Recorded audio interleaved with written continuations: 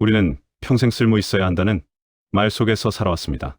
공부도 일도 관계도 모두 쓸모가 기준이었습니다. 성과가 있어야 인정받고 결과가 있어야 가치가 있다고 배웠습니다. 하지만 나이가 들수록 이 질문이 마음에 남습니다. 나는 정말 쓸모 있는 삶을 살았을까?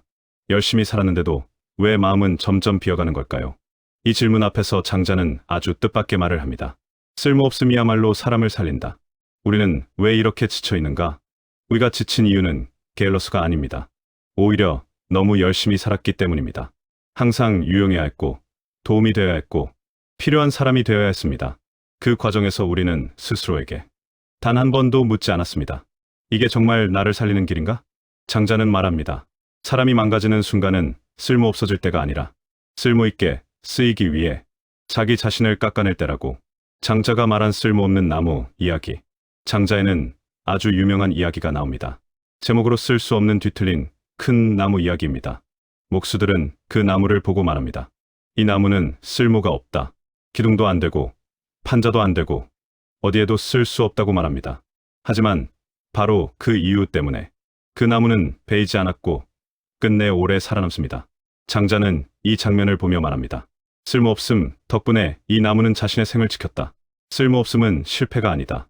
우리는 일을 그만두면 실패라 말하고 속도를 늦추면 뒤처진다고 말합니다. 하지만 장자는 그 판단 자체가 틀렸다고 말합니다. 쓸모없어 보이는 순간은 삶이 멈춘 것이 아니라 삶이 방향을 바꾸는 순간이라고. 모든 길이 앞으로만 나아가야 한다면 인생은 오래 버티지 못합니다.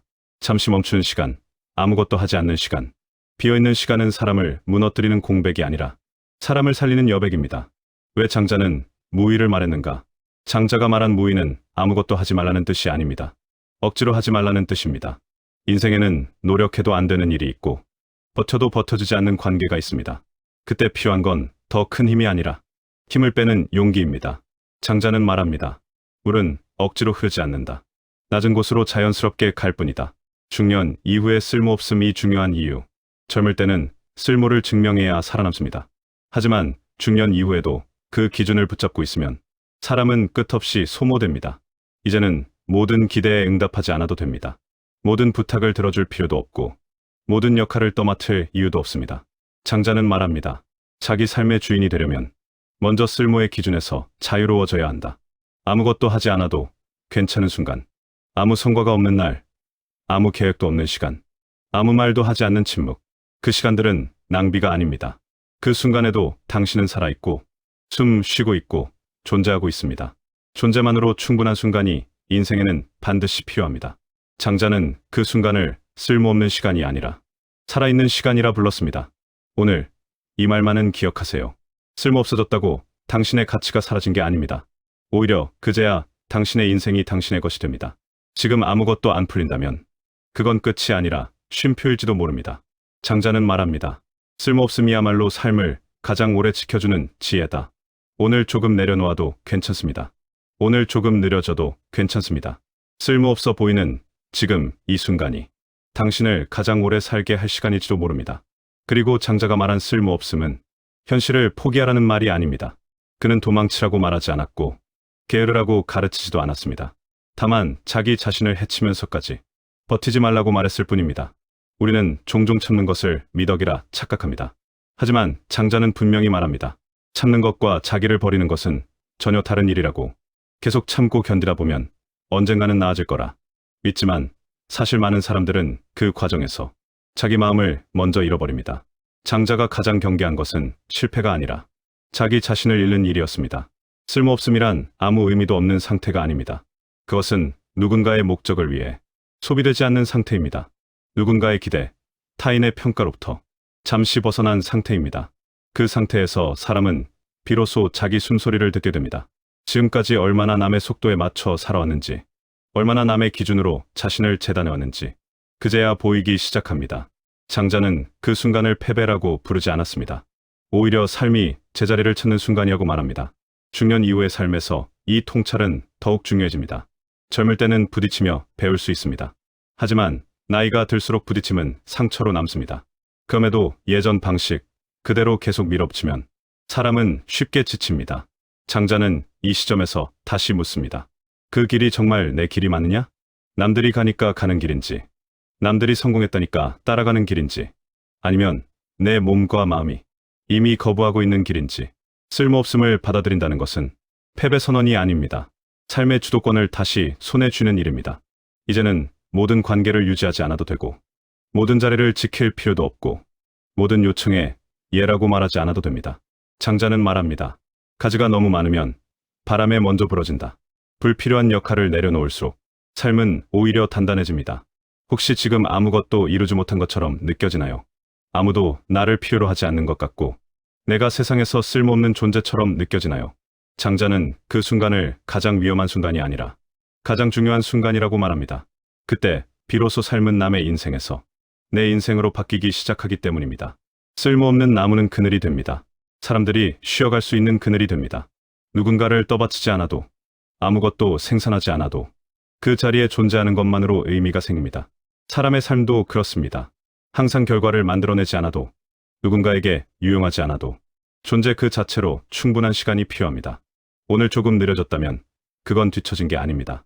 오늘 아무것도 하지 못했다면 그건 실패가 아닙니다. 오늘 마음이 지쳤다면 그건 당신이 정상이라는 증거입니다. 장자는 그 지점을 삶의 끝이 아니라 삶의 방향이 바뀌는 곳이라 말합니다. 마지막으로 이 말 하나만 가슴에 남겨두세요. 지금 쓸모없어 보이는 당신의 시간은 당신을 망치지 않습니다. 오히려 당신을 가장 오래 살게 할 시간일지도 모릅니다. 급하게 증명하지 않아도 됩니다. 억지로 의미를 만들지 않아도 됩니다. 그저 오늘 하루 살아있음에 머물러도 괜찮습니다. 그것이 장자가 말한 가장 깊은 지혜입니다. 그런데 말입니다. 우리는 이 말을 들으면 가장 먼저 불안해집니다. 그러면 나는 이제 아무것도 하지 말아야 하나? 아닙니다. 장자는 포기하라고 말한 적이 없습니다. 장자가 말한 건 멈춤이 아니라 살아남는 방식입니다. 세상은 당신을 좋은 사람이라고 부르면서도 조용히 당신을 소모시키는 곳이기 때문입니다. 특히 중년 이후에는 이 소모가 눈에 보이지 않게 진행됩니다. 겉으로는 멀쩡해 보이는데 마음은 자꾸 텅 비어가고, 사람을 만나도 즐겁기보다 피곤해지고, 아무 일도 안 했는데 하루가 끝나면 기운이 바닥나는 날이 늘어납니다. 그때 우리는 더 열심히 살아야 한다고 자기 자신을 몰아붙입니다. 하지만 장자는 정반대로 말합니다. 너를 살릴 수 없는 노력은 노력이 아니라 자기 파괴다. 이 말이 정말 무서운 이유는 우리가 이미 그 길 위에 서 있는 경우가 많기 때문입니다. 장자는 쓸모없는 나무 이야기를 단지 비유로만 들려준 게 아닙니다. 그 나무는 살아남는 기술을 우리에게 보여줍니다. 쓸모가 없어 보이기에 베이지 않았고, 베이지 않았기에 그늘이 되었고, 그늘이 되었기에 사람들이 모여 쉬며 숨을 돌릴 수 있었습니다. 인생도 같습니다. 너무 반듯하고, 너무 착하고, 너무 성실하고, 너무 유능하면 세상은 그 사람을 계속 쓰려 합니다. 이 부탁도 들어주고, 저 역할도 맡아주고, 저 사람의 감정까지 책임져 보면 결국 남는 건 성실한 사람이 아니라 지친 사람입니다. 장자는 말합니다. 쓸모가 너무 분명한 것은 가장 먼저 부러진다. 그래서 오늘 당신에게 딱 하나만 묻겠습니다. 요즘 당신은 누군가에게 너무 좋은 사람으로만 살고 있지는 않나요? 가족을 위해, 직장을 위해, 주변을 위해 자기 자신은 늘 뒤로 미루고 있지는 않나요? 그렇다면 장자의 처방은 아주 단순합니다. 조금 쓸모없어져라. 이 말은 무책임해지라는 뜻이 아닙니다. 나를 소모시키는 기준에서 한 걸음 물러서라는 뜻입니다. 예를 들어 이렇게 해보는 겁니다. 오늘 하루 누군가의 기분을 맞추는 말을 한마디 덜 해보는 것. 오늘 하루 괜찮지 않은데도 괜찮다고 말하지 않는 것. 오늘 하루 지금 내 몸이 싫어하는 일을 억지로 끌고 가지 않는 것. 오늘 하루 설명하지 않아도 되는 관계에는 설명을 멈추는 것. 이 작은 멈춤이 인생을 크게 바꿉니다. 왜냐하면 사람이 다시 살아나는 순간은 대단한 결심이 아니라 하나의 거절에서 시작되기 때문입니다. 장자는 인간관계를 이렇게 봤습니다. 가까운 사람일수록 나를 더 쉽게 쓴다. 이 말이 아프다면 당신은 지금 너무 오래 참아온 사람입니다. 당신이 잘못된 게 아닙니다. 당신이 약한 것도 아닙니다. 그저 당신이 너무 오래 쓸모로 살았을 뿐입니다. 그리고 마지막으로 장자가 남긴 가장 강한 메시지가 있습니다.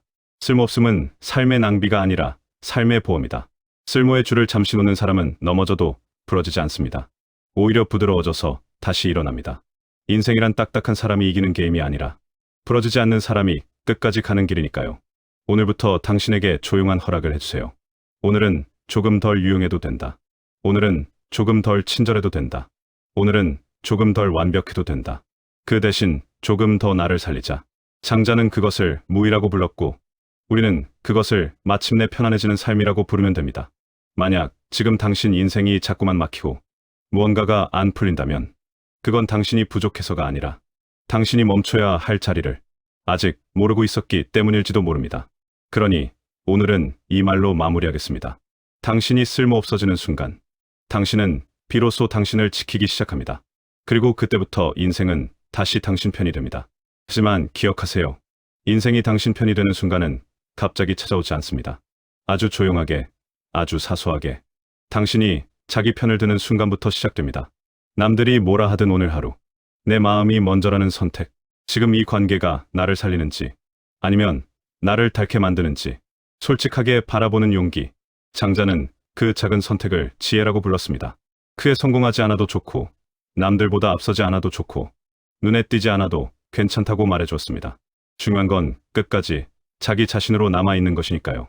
우리는 너무 오래 남의 기대 속에서 살아왔습니다. 착해야 한다는 말, 버텨야 한다는 말, 참아야 한다는 말에 스스로를 가두고 살아왔습니다. 하지만 그 인생의 끝에서 남는 건 칭찬이 아니라 텅 빈 마음일지도 모릅니다. 그래서 이제는 다른 질문을 해도 괜찮습니다. 이 선택이 나를 살리는가? 이 질문 하나만으로도 삶은 전혀 다른 방향으로 흘러가기 시작합니다. 장자는 빠른 사람을 부러워하지 말라고 했습니다. 오래가는 사람을 기억하라고 했습니다. 지금 속도가 느려졌다면 그건 망가진 게 아니라 조정 중인 겁니다. 지금 사람을 줄이고 있다면 그건 외로워진 게 아니라 숨 쉴 공간을 만드는 중입니다. 지금 아무것도 성과가 없다면 그건 끝이 아니라 다음 계절을 준비하는 시간입니다. 인생에는 앞으로만 가야 하는 의무는 없습니다. 때로는 멈추고 돌아보고 기대에서 내려와 자기 자리에 앉아도 됩니다. 그 자리가 쓸모없어 보일수록 당신은 더 안전해집니다. 아무도 당신을 끌어다 쓰지 못하는 자리, 아무도 당신을 평가하지 않는 자리, 그곳에서 비로소 당신은 다시 자라기 시작합니다. 오늘 이 순간 당신이 조금 쓸모없어 보인다면 그건 당신 인생이 당신에게 돌아오고 있다는 신호일지도 모릅니다. 그러니 조급해하지 마세요. 설명하지 않아도 괜찮고 증명하지 않아도 됩니다. 그저 오늘 하루 무너지지 않고 버텼다면 그걸로 충분합니다. 장자는 그걸 패배라고 부르지 않았습니다. 그는 그 상태를 살아있음이라고 불렀습니다. 그리고 그 삶은 생각보다 아주 오래 당신 곁에 남아있을 겁니다. 오늘 하루 버텨낸 당신에게 이 말이 위로가 됐다면 구독과 좋아요로 앞으로의 시간도 함께하겠습니다.